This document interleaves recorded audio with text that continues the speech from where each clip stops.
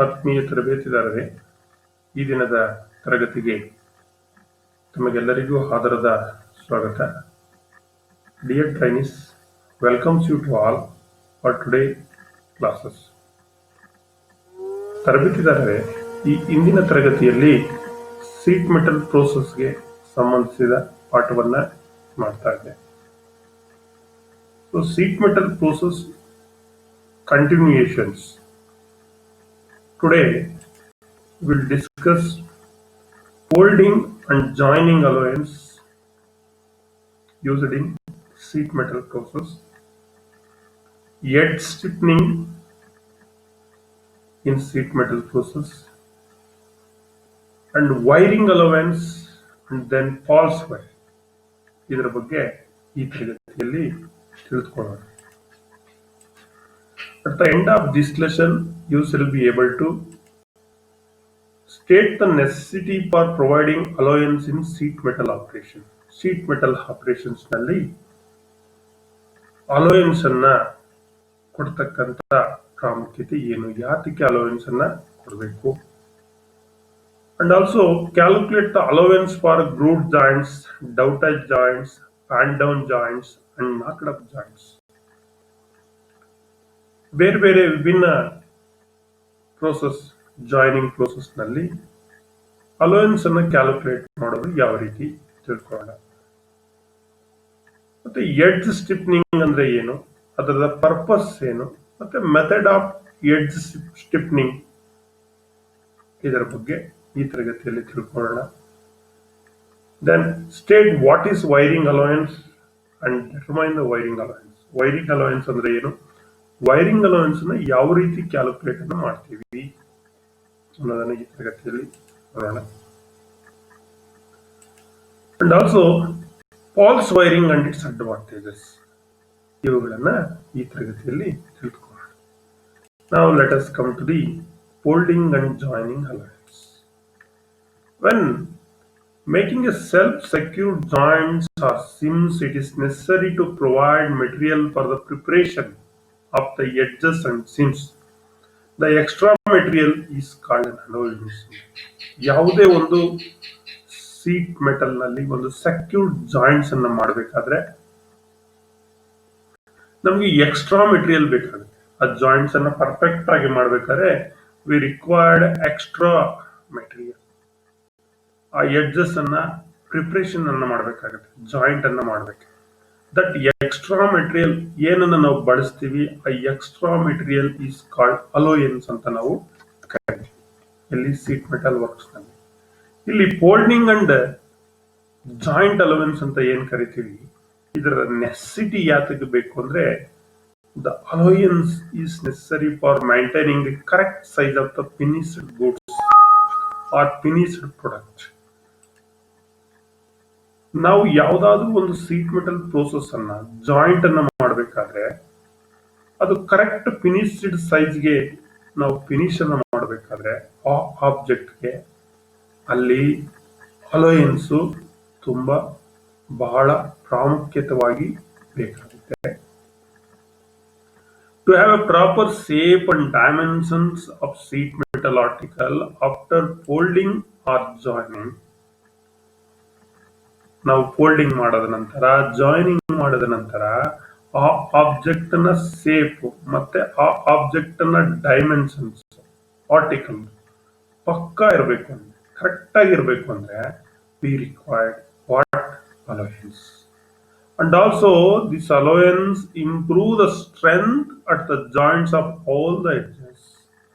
ಇದರ ಜೊತೆಗೆ ನಾವು ಏನಿಲ್ಲಿ ಶೀಟ್ ಮೆಟಲ್ ಪ್ರೋಸೆಸ್ ಅಲ್ಲಿ ಅಲೋಯನ್ಸ್ ಅನ್ನ ಕೊಡ್ತೀವಿ, ಇದು ಜಾಯಿಂಟ್ ಅನ್ನ ಸ್ಟ್ರೆಂತ್ ಅನ್ನ ಎಲ್ಲಾ ಎಡ್ಜಸ್ ನಲ್ಲೂ ಜಾಯಿಂಟ್ ಅನ್ನ ಸ್ಟ್ರೆಂತ್ ಅಂಡ್ ಸೆಕ್ಯೂರ್ ಅನ್ನ ಮಾಡುತ್ತೆ. And also these allowance is necessity to avoid cracking or wrapping for required finish. Crack ಆಗ್ತಕ್ಕಂಥದ್ದು, ಒಂದ್ರ ಮೇಲೆ ಒಂದು ರ್ಯಾಪ್ ಆಗ್ತಕ್ಕಂಥದ್ದನ್ನ ನಾವು ಈ ಅಲೋಯನ್ಸ್ ಕೊಡೋದ್ರ ಮೂಲಕ ಏನ್ ಮಾಡ್ಬೋದು, ಅವಾಯ್ಡ್ ಅನ್ನ ಪ್ರಿವೆಂಟ್ ಅನ್ನ ನಾವು ಮಾಡ್ಬೋದು. Allowance depends upon the width of the fold and thickness of the metal. ನಾವೇನು ಅಲೋಯನ್ಸ್ ಅನ್ನ ನಾವು ಕೊಡ್ತೀವಿ, ಇದು ಯಾವುದರ ಮೇಲೆ ಅವಲಂಬಿತವಾಗಿರುತ್ತೆ ಅಂದ್ರೆ ಇದು it can be depends upon width of the fold ಮತ್ತೆ ಸೀಟ್ ಥಿಕ್ನೆಸ್ ಮತ್ತೆ width of the allowance is not necessary if the thickness of the sheet metal is less than 0.4 mm or equal to 4 mm. 0.4 mm 0.4 mm 0.4 mm ಗಿಂತ ಕಡಿಮೆ ಅಥವಾ 0.4 mm ವರೆಗೆ ಇರತಕ್ಕಂಥ ಸೀಟ್ಗೆ ಇಲ್ಲಿ folding ಮಾಡುವಂತ ಸಂದರ್ಭದಲ್ಲಿ ಜಾಯಿಂಟಿಂಗ್ ಮಾಡುವಂತ ಸಂದರ್ಭದಲ್ಲಿ ಅಲೋಯನ್ಸ್ ಬೇಕಾಗಿಲ್ಲ. ಇದು ಒಂದು standard procedure. So this are all the necessity required allowance of the sheet metal joints. Grooved joint ಅಂತ ಬರುತ್ತೆ ಒಂದು. So allowance for grooved joint are seam ಏನು? ಸೊ ಇಲ್ಲಿ ಒಂದು this is the grooved joint. ಈ ಚಿತ್ರ ನಿಮ್ಗೆ ಏನ್ ಕಾಣಿಸ್ತಾ ಇದೆ, ಈ ಚಿತ್ರದಲ್ಲಿ ಇರ್ತಕ್ಕಂಥದ್ದು ಇದು ಗ್ರೂಡ್ ಜಾಯಿಂಟ್ ಚಿತ್ರ. ಇಲ್ಲಿ ಟಿ ಅಂತ ತೋರಿಸಿದೀವಿ, ದಿಸ್ ಇಸ್ ಥಿಕ್ನೆಸ್. ಸೊ ಈ ಜಿ ಅಂತ ಏನಿದೆ, this is the grooved joint. ಇಲ್ಲಿ ಲಾಕ್ ಆಗ್ತದೆ, ಲಾಕ್ಡ್ ಗ್ರೂಡ್ ಜಾಯಿಂಟ್ ಅಂತ ನಾವು ಕರಿತೀವಿ. So this is the width of the fold. ಎಷ್ಟು ವಿಡ್ತ್ ನ ನಾವು ಫೋಲ್ಡ್ ಮಾಡಿದ್ವಿ, ಡಬ್ಲ್ಯೂ ಅಂದ್ರೆ ವಿಡ್ತ್. ಸೊ ನಾವು if the width of the fold is W, the final completed width of the joint, ಅಂದ್ರೆ completed width of the joint, that is G.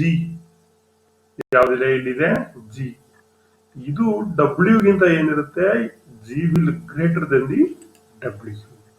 From the figure, it can be seen that the value of minimum value of that is groove joint. G ಅಂದ್ರೆ ಏನಿಲ್ಲಿ groove joint. ಇದು ಜಾಸ್ತಿ ಇರುತ್ತೆ. ಎಷ್ಟು ಜಾಸ್ತಿ ಇರುತ್ತಪ್ಪ ಅಂದ್ರೆ W plus 3T ಅಂದ್ರೆ width of the fold plus 3 times thickness ಏನಂತ ಕರಿತೀವಿ, 3 ಟೈಮ್ಸ್ ಥಿಕ್ನೆಸ್. ಹಾಗಾಗಿ allowance for groove joints formula G is equal to W plus 3T. ಇಲ್ಲಿ ಟಿ ಏನ್ ರೆಪ್ರೆಸೆಂಟ್ ಮಾಡುತ್ತೆ, ನಾನು ಅವಾಗಲೇ ಹೇಳಿದೆ, ಥಿಕ್ನೆಸ್ ಆಫ್ ದ ಸೀಟ್ ಅನ್ನ ರೆಪ್ರೆಸೆಂಟ್ ಮಾಡುತ್ತೆ. ಅಂದ್ರೆ the allowance of the groove seam is width of the seam plus 3 times the thickness of the sheet. ಇದನ್ನ ಯಾವಾಗಲೂ ನೀವು ನೆನಪಿನಲ್ಲಿ ಇಟ್ಕೋಬೇಕು. ಇದೇ ಪ್ರಶ್ನೆನ ನಿಮ್ಗೆ ಎಕ್ಸಾಮ್ ನಲ್ಲಿ ಕೇಳ್ತಕ್ಕಂಥ ಸಾಧ್ಯತೆ ಹೆಚ್ಚಿರುತ್ತೆ. ಈಗ ಗ್ರೂವ್ ಜಾಯಿಂಟ್ ಅಲೋವೆನ್ಸ್ ಅನ್ನ ನೋಡಾಯ್ತು. ಅದೇ ರೀತಿ allowance for double groove joints sim ನಲ್ಲಿ ನೋಡೋಣ. ಸೊ ನೋಡಿ, ಇಲ್ಲಿ ಇದು ಡಬಲ್ ಗ್ರೂವ್ ಜಾಯಿಂಟ್. ಇದರಲ್ಲಿ ಕ್ಯಾಪಿಂಗ್ ಸ್ಟ್ರಿಪ್ ಅಂತ ಬರುತ್ತೆ. ಸಿ ಅಂತ ಏನಿದೆ ಕ್ಯಾಪಿಂಗ್ ಸ್ಟ್ರಿಪ್ ಅಂತ ಕರಿತೀವಿ. ಇಲ್ಲೊಂದು ಡಬ್ಲ್ಯೂ ಇದೆ, ಇಲ್ಲೊಂದು ಡಬ್ಲ್ಯೂ ಇದೆ. ಇಲ್ಲಿ ಈ ಸಿ ಅನ್ನ ನಾವು ಅಲೋವೆನ್ಸ್ ನ ಕ್ಯಾಲ್ಕುಲೇಟ್ ಮಾಡ್ಬೇಕಾದ್ರೆ 4 ಡಬ್ಲ್ಯೂ ತಗೋಬೇಕು ಪ್ಲಸ್ 4 ಟೈಮ್ಸ್ ಥಿಕ್ನೆಸ್ ತಗೋಬೇಕು. ನೋಡಿ, ವಿಡ್ತ್ ಆಫ್ ಕ್ಯಾಪಿಂಗ್ ಸ್ಟ್ರಿಪ್, ಈ capping strip width is equal to ಏನಂತ ಕರಿತೀವಿ, ಸಿ ಅಂತ ಕರಿತೀವಿ. ಅದೇ ರೀತಿ the final completed width of the joint C ಅಂದ್ರೆ ಈ capping strip will be greater than the W ಗಿಂತ ಜಾಸ್ತಿ ಬರುತ್ತೆ. ಹಾಗಾಗಿ ಈ ಚಿತ್ರದ ಪ್ರಕಾರ ಅಲೋವೆನ್ಸ್ ಎಷ್ಟಿರುತ್ತೆ capping strip 4W plus 4T ಅಂದ್ರೆ 4 times width plus 4 times thickness.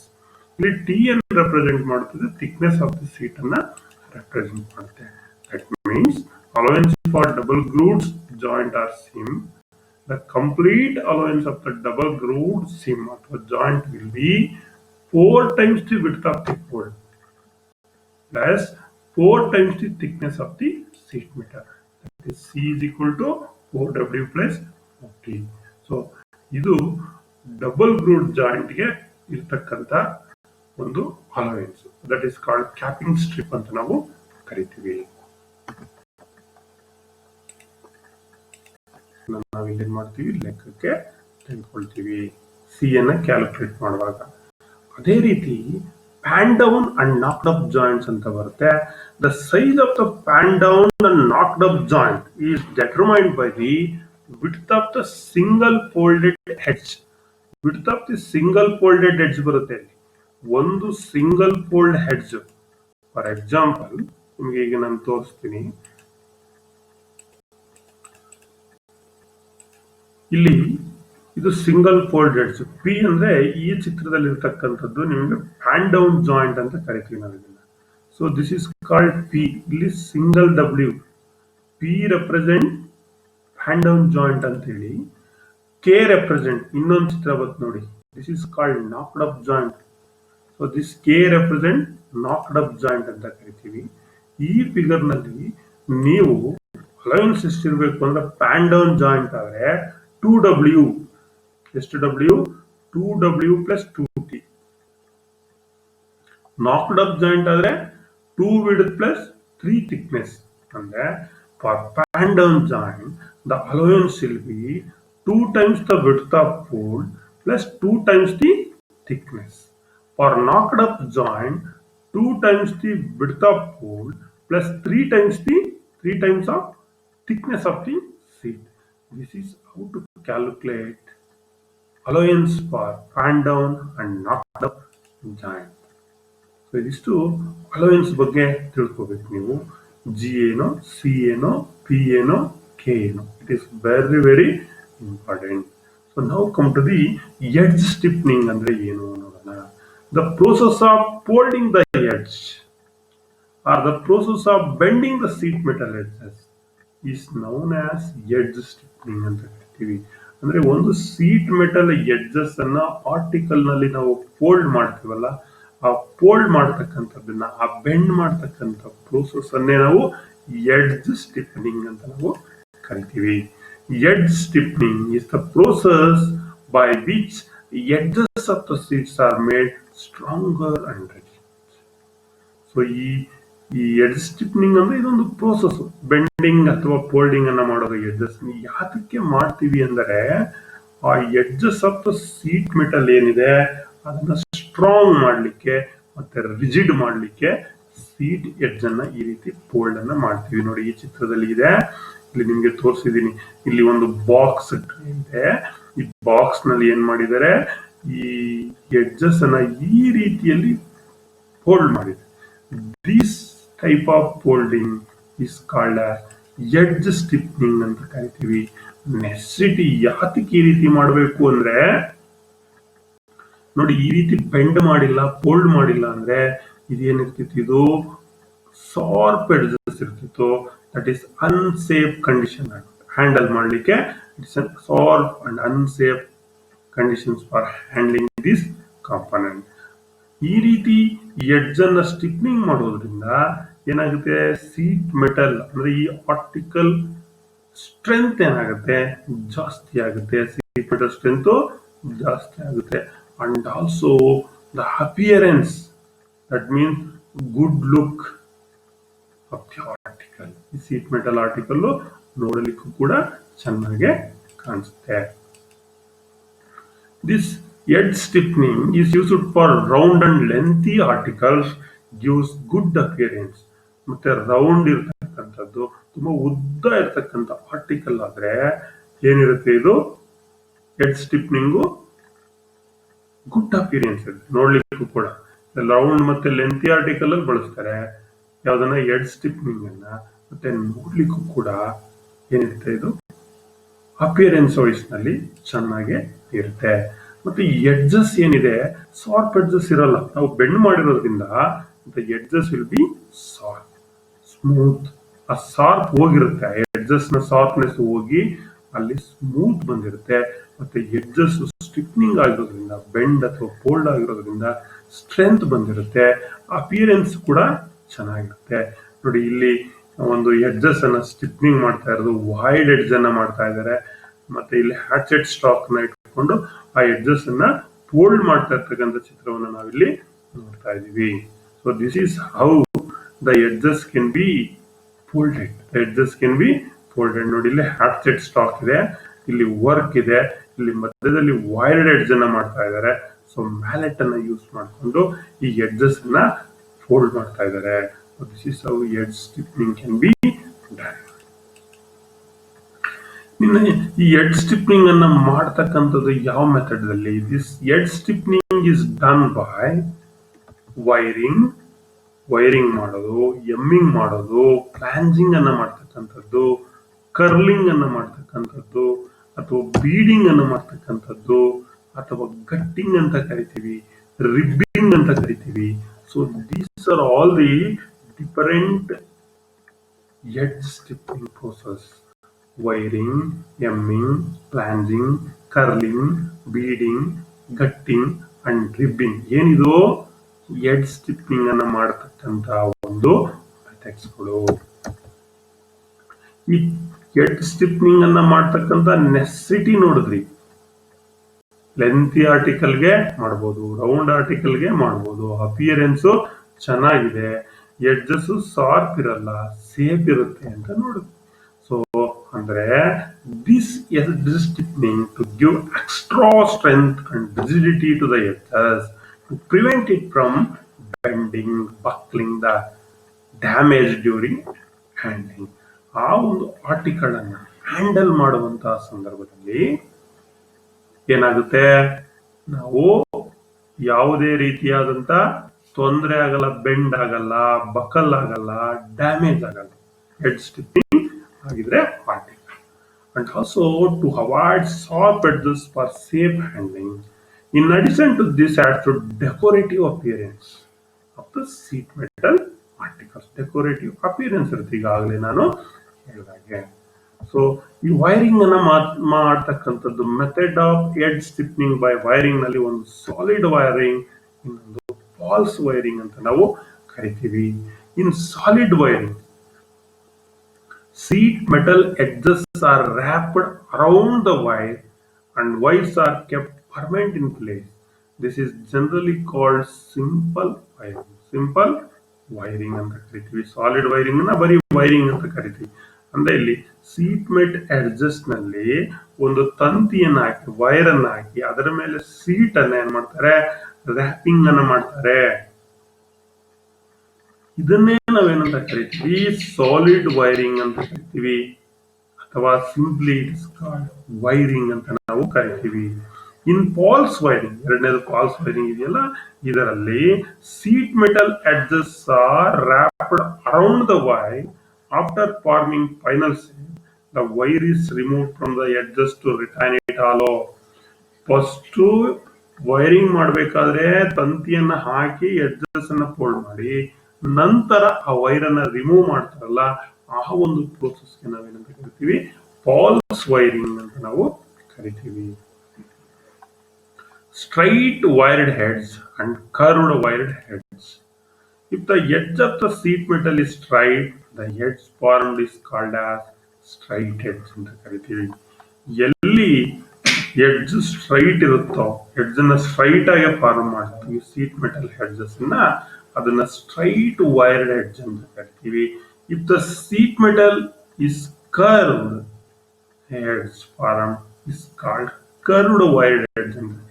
ಎಲ್ಲಿ ಸೀಟ್ ಮೆಟಲ್ ಎಡ್ಜಸ್ ಅನ್ನ ಕರ್ವ್ ಅಂದ್ರೆ ಸರ್ಕ್ಯುಲರ್ ಶೇಪ್ಗೆ ನಾವು ಕರ್ವ್ ಮಾಡ್ತೀವೋ, ಆ ಒಂದು ಎಡ್ಜಸ್ ಅನ್ನ ಅಲ್ಲಿ ಮಾಡ್ತಕ್ಕಂಥ ವೈರ್ಡ್ ಎಡ್ಜ್ ನ ಕರ್ವ್ಡ್ ವೈರ್ಡ್ ಎಡ್ಜ್ ಅಂತ ನಾವು ಕರಿತೀವಿ.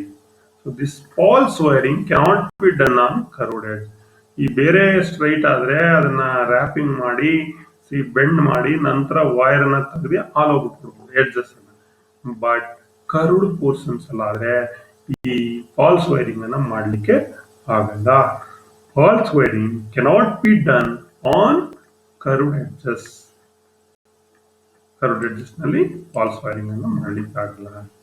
ಇಲ್ಲೂ ಕೂಡ ನಾವು ಗ್ರೂಡ್ ಅಲವೆನ್ಸ್ ನಲ್ಲಿ ಯಾವ ರೀತಿ ಅಲವೆನ್ಸ್ ಬೇಕೋ, ಇಲ್ಲೂ ಕೂಡ ನಮ್ಗೆ ಏನ್ ಬೇಕಾಗುತ್ತೆ, ವೈರಿಂಗ್ ಅಲವೆನ್ಸ್ ಬೇಕಾಗುತ್ತೆ. Wiring allowance is nothing but the amount of additional length provided on the sheet metal to wrap around the wire to make a wire edge.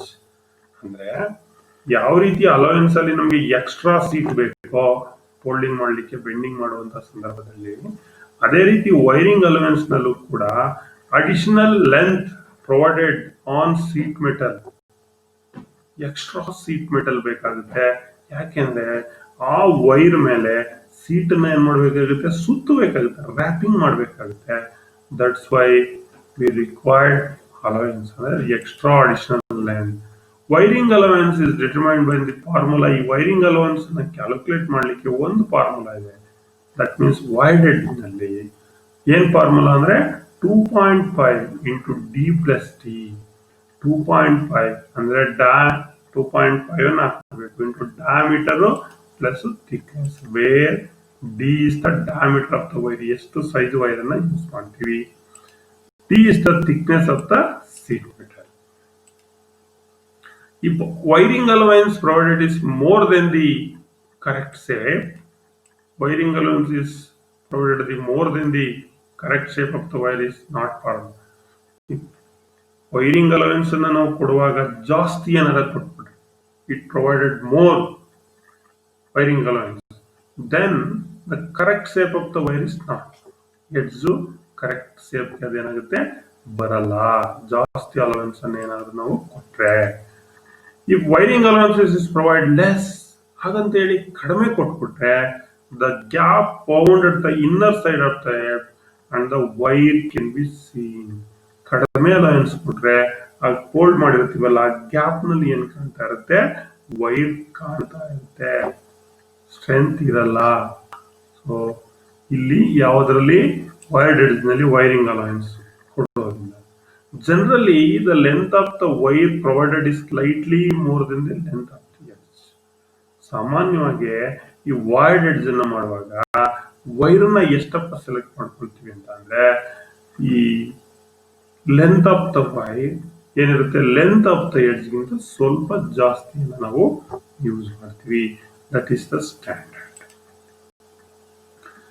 This is required to hold the wire at the ends while forming the edge of the sheet metal around the wire.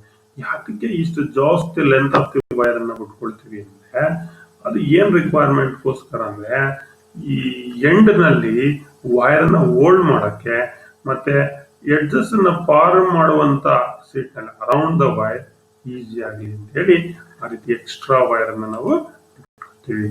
Surplus wire ಅಂದ್ರೆ extra wire ಏನಾರ ಇದ್ರೆ cut after the wired edge is finish. ನಂತರ ಏನ್ ಮಾಡ್ತೀವಿ, ಅದನ್ನ wired edge ಆದ ನಂತರ ಅದನ್ನ ಕಟ್ ಮಾಡಿ ತೆಗೆದಾಕ್ಬಿಡ್ತೀವಿ. Making wired edge along a curved surface by hand process. Hand process ನಲ್ಲಿ ಯಾವ ರೀತಿ ಮಾಡ್ತಾ ಇದ್ದಾರೆ ನೋಡಿ, ಇಲ್ಲಿ ಏನ್ ಮಾಡ್ತಾ ಇದ್ದಾರೆ, making a wired edge along a curved surface by hand surface. First marking ಅನ್ನು ಮಾಡ್ತಾ ಇದ್ದಾರೆ. ದೆನ್ ನೋಡಿ ಇಲ್ಲಿ flanges the edge to be wired using a hatchet stake and setting hammer step by step up to 90 degree. ಮತ್ತೆ ಅದೊಂದು plants ನ create ಮಾಡ್ತಾ ಇದ್ದಾರೆ. 90 ಡಿಗ್ರಿ ವರೆಗೆ ಕರ್ವ್ಡ್ ಪ್ಲಾನ್ಸ್ ಅನ್ನ ಏನ್ ಮಾಡಿದ್ದಾರೆ, ಹ್ಯಾಟ್ಸೆಟ್ ಸ್ಟಾಕು, ಇದು ಸೆಟ್ಟಿಂಗ್ ಹ್ಯಾಮರ್. ನಂತರ ಇದನ್ನ ಪ್ಲಾನ್ಸ್ ಟೈಪ್ ಏನ್ ಮಾಡ್ತಾ ಇದ್ದಾರೆ, ಹ್ಯಾಮರ್ ಉಪಯೋಗಿಸ್ಕೊಂಡು ಪ್ಲಾನ್ ಮಾಡ್ತಾ ಇದ್ದಾರೆ. Then offset the plans to its off the width and make curved on the plan wiring. ನಂತರ ಅದನ್ನ ಅಪ್ಸೆಟ್ ಮಾಡಿ ಆಫ್ ಆಫ್ ದಿ ವಿಡ್ತ್ಗೆ ಏನ್ ಮಾಡ್ತಾರೆ, ಕರ್ವ್ ಅನ್ನ ಮಾಡ್ತಾರೆ. ಪ್ಲಾನ್ಸ್ ವೈರಿಂಗ್ ಮಾಡ್ಲಿಕ್ಕೆ ಕರ್ವ್ ಅನ್ನ ಮಾಡ್ತಾರೆ. ಲೈಕ್ ಇಲ್ಲಿ ಮಾಡ್ತಾ ಇದ್ದಾರೆ ನೋಡಿ, ಜಾಬ್ ಇದೆ, ಸೆಟ್ಟಿಂಗ್ ಹ್ಯಾಮರ್ ಇದೆ, ಹ್ಯಾಚ್ ಸ್ಟಾಕ್ ಇದೆ, ಇಲ್ಲಿ ಕರ್ವ್ಡ್ ಪ್ಲಾನ್ಸ್ ಅನ್ನ ಮಾಡಿದ್ದಾರೆ. ಸುತ್ತ ಈ ರೀತಿ ಬೆಂಡ್ ಮಾಡೋದು ಎಡ್ಜಸ್ ಮಾಡಿ, ಅಲ್ಲಿಗೆ ವೈರ್ ಹಾಕಿ ಎಡ್ಜಸ್ ಅನ್ನ ಮಾಡ್ತಕ್ಕಂಥ. ಇದಾದ ನಂತರ ಏನ್ ಮಾಡ್ತಾರೆ, ಇಲ್ಲಿ ಒಂದು GI ವೈರ್ ನ ತೆಗೆದುಕೊಂಡು ಸುತ್ತ ಹಾಕ್ತಾರೆ. Make a round ring from the given GI wire the required die. ಎಷ್ಟು ಡೈ ಇರ್ತದೆ ಆ ರಿಕ್ವೈರ್ಡ್ ಡೈ ಇಲ್ಲಿ ಸುತ್ತ ಏನ್ ಮಾಡ್ತಾರೆ, ಸುತ್ತಾರೆ. So this is the process of making a wired edge. The joint of the wire should be opposite to the locked groove joint. ನೋಡಿ, locked groove joint ಗೆ ಈ ರೀತಿ ನೋಡಿ, ಇದನ್ನ ಇಲ್ಲಿಗೆ ಬೆಂಡ್ ಮಾಡ್ಬಿಡ್ತಕ್ಕಂಥದ್ದು. ಚಿತ್ರದಲ್ಲಿ ನಿಮ್ಗೆ ಕ್ಲಿಯರ್ ಆಗಿ ಕಾಣಿಸ್ತಾ ಇದೆ. ಈ ಸುತ್ತ ಪ್ಲಾನ್ ಸುತ್ತ ವೈರ್ ಅನ್ನ ಏನ್ ಮಾಡ್ತಾರೆ, ಇಟ್ಟು ನಂತರ ಅದನ್ನ ಫೋಲ್ಡ್ ಪ್ರೆಸ್ ಮಾಡ್ತಾರೆ ಲೈಕ್ ದಟ್. ನೋಡಿ, ಇಲ್ಲಿ ಈಗ ವೈರ್ಡ್ ಎಡ್ಜ್ ಆಗ್ತಾ ಇದೆ. ಇಲ್ಲಿ ಫಿನಿಶ್ ಸ್ಟೇಜ್ ಆಫ್ ವೈರಿಂಗ್ ಇದು. ಇದು ಕ್ರೀಸಿಂಗ್ ಹ್ಯಾಮರ್ ಅಂತ ನಾವು ಕರಿತೀವಿ. ಇದು hand mill stake. This is creasing hammer, this is hand mill stake. Complete the wiring using a creasing hammer. ಈ ವೈರಿಂಗ್ ಅನ್ನ ಇಲ್ಲಿ ಇನ್ಸರ್ಟ್ ಮಾಡಿಕೊಂಡು ಕ್ರೀಸಿಂಗ್ ಹ್ಯಾಮರ್ ನಲ್ಲಿ ಆ ಫೋಲ್ಡಿಂಗ್ ಅನ್ನ ಕಂಪ್ಲೀಟ್ ಮಾಡ್ಕೋಬೇಕು ನಾವು. ಆನ್ವಿಲ್ ಸ್ಟೇಕ್ ಅಥವಾ ಆನ್ವಿಲ್ ಮೇಲೆ ಇಟ್ಕೊಂಡು ನಂತರ ಆ ವೈರ್ ಏನಾರ ಎಕ್ಸ್ಟ್ರಾ ಇದ್ರೆ dress the wiring by using of Moon stake and ಮೇಲೆ. ಆ ವೈರ್ ಏನಾರ ಎಕ್ಸ್ಟ್ರಾ ಇದ್ರೆ ಅಥವಾ ಹೊರಗಡೆ ಕಾಣ್ತಾ ಇದ್ರೆ ಅದನ್ನ ನೀಟ್ಲಿ ಡ್ರೆಸ್ ಮಾಡ್ಬೇಕು ನಾವು ಆಫ್ ಮೂನ್ ಸ್ಟೇಕ್ ಅಲ್ಲಿ ಇಟ್ಕೊಂಡು ಮ್ಯಾಲೆಟ್ ಅನ್ನ ತೆಗೆದುಕೊಂಡು. Redress the trueness of the cylindrical shape by round mandrel and mallet.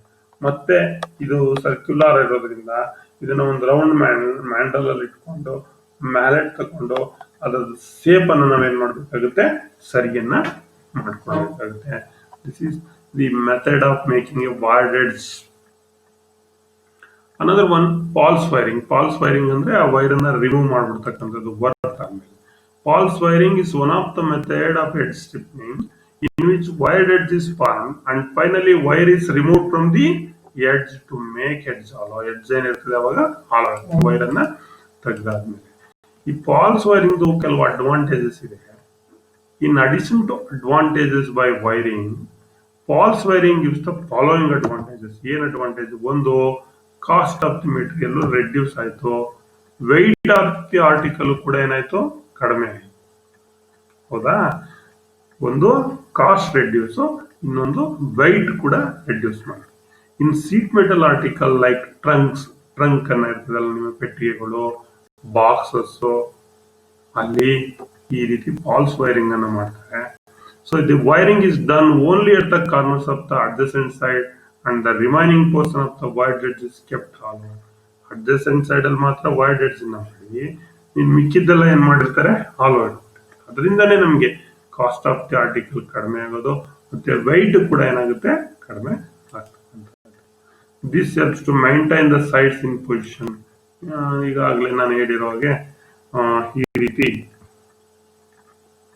Corners ನಲ್ಲಿ ವೈರ್ಡ್ ಎಡ್ಜ್ ಮಾಡಿ, ಅಡ್ಜಸೆಂಟ್ ಸೈಡ್ಸ್ ನ ರಿಮೈನಿಂಗ್ ಪೋರ್ಷನ್ಸ್ ಏನಿರ್ತದೆ ಅಲ್ಲಿ ಹಾಲೋ ಅಂದ್ರೆ ಈ ಫಾಲ್ಸ್ ವೈರಿಂಗ್ ಅನ್ನು ಮಾಡೋದ್ರಿಂದ ಏನಾಗುತ್ತೆ, ಆರ್ಟಿಕಲ್ ಕಾಸ್ಟ್ ರೆಡ್ಯೂಸ್ ಆಗುತ್ತೆ, ವೆಯ್ಟ್ ಆಫ್ ದ ಆರ್ಟಿಕಲ್ ಏನಾಗುತ್ತೆ, ರೆಡ್ಯೂಸ್ ಆಗುತ್ತೆ. It is so very very important.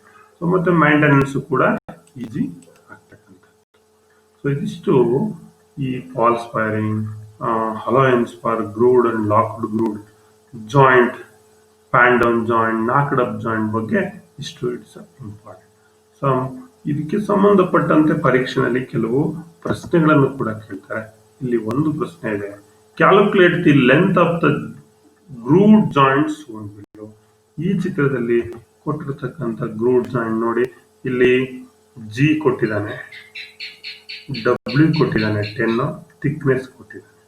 So ಈಗ ನಾವು ಜಿ ಕಂಡುಹಿಡಿಯಬೇಕು. G is equal to W plus 3t. G ಎಷ್ಟು? Groove joint W. ಡಬ್ಲ್ಯೂ ಅಂದ್ರೆ ಎಷ್ಟಿದೆ? Width of the fold 10 mm ಇದೆ. 3 ಎಷ್ಟಿದೆ? ಥಿಕ್ನೆಸ್ 0.5. ಇದು 10 ಪ್ಲಸ್ 3.3 ಇಂಟು 0.5 ಅಂದ್ರೆ 315, 1.5, 11.5 mm ಇರಬೇಕು. ಏನಿರ್ಬೇಕು? ಗ್ರೂಡ್ ಜಿ ಇನ್ ಅಲೋಯನ್ಸ್ ಎಷ್ಟಿರಬೇಕು? ಸೊ 10 ಪ್ಲಸ್ 5.3 ಅಂದ್ರೆ that is 11.5. This is how to calculate the grooved joint. Calculate the length of the C. So ಈ C ಅಂದ್ರೆ ಏನು? ಇಲ್ಲಿ ನಾವೇನ್ ಮಾಡಬೇಕು? ಡಬಲ್ ತಗೋಬೇಕು. So formula is 4w plus 4t. ಇಲ್ಲಿ 4w ಪ್ಲಸ್ 4t ಅಂದ್ರೆ 4 into 12 plus 4 into 0.5. This is 50 mm. So C ಏನಾಗುತ್ತೆ? ಇಲ್ಲಿ 50 mm ಆಗುತ್ತೆ. Which process is used to make the edges of the sheet strong and rigid? That is called edge stiffening ಅಂತ ನಾವು ಕರಿತೀವಿ. So correct answer ಇದಕ್ಕೆ D is the correct answer. Thanks to one and all for hearing us till now. ಎಲ್ಲರಿಗೂ ಧನ್ಯವಾದಗಳು ಮಕ್ಕಳೇ. ಎಲ್ಲರಿಗೂ ಶುಭವಾಗಲಿ.